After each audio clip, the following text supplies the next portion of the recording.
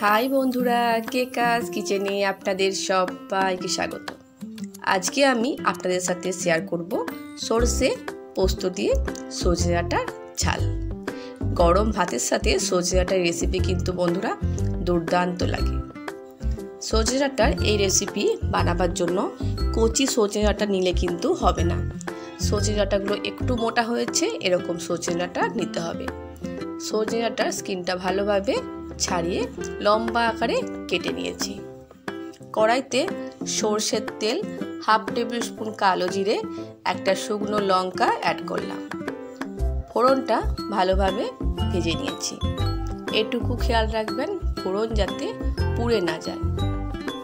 কেটে রাখা সজনে ডাঁটাগুলো কড়াইতে দিয়ে দিলাম। সজনে ডাঁটাটা ভেজে নিচ্ছি।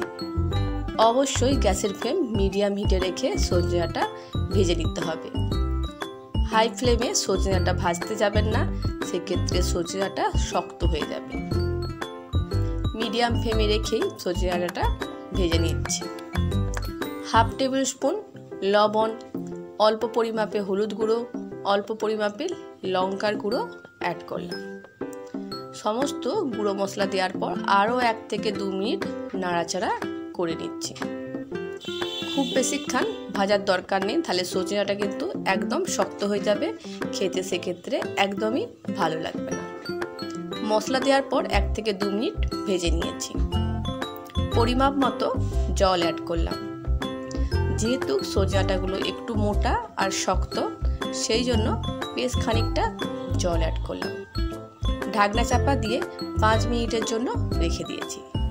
যতক্ষণ সজনে ডাঁটা সেদ্ধ হচ্ছে একটা পেস্ট বানিয়ে নিচ্ছি। 2 টেবিল স্পুন পোস্ত, 2 টেবিল স্পুন সাদা সর্ষে আর 2টো কাঁচা লঙ্কা দিয়ে একটা পেস্ট বানিয়ে নিচ্ছি।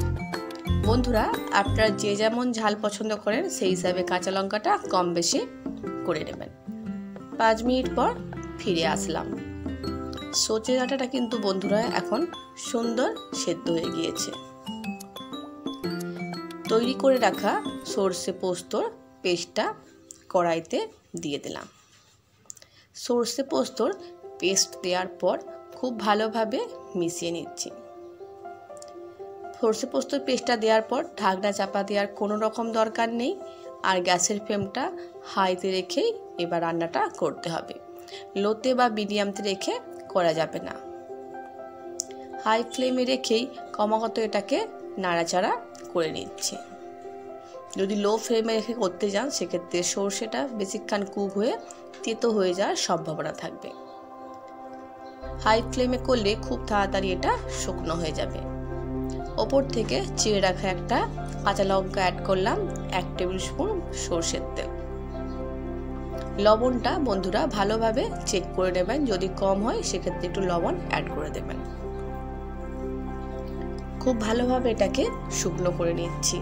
এই রেসিপিতে কিন্তু সজনে ডাঁটার যেহেতু ঝাল, এটাকে রস রাখা যাবে না, একেবারে শুকনো শুকনো করে রান্না করতে হবে, সেক্ষেত্রে খেতে কিন্তু দুর্দান্ত লাগবে।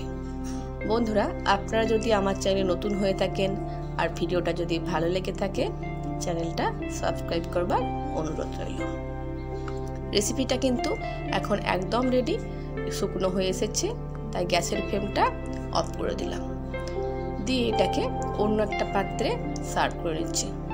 বন্ধুরা, আজকের মতো বিদায় নিচ্ছি। নতুন কোনো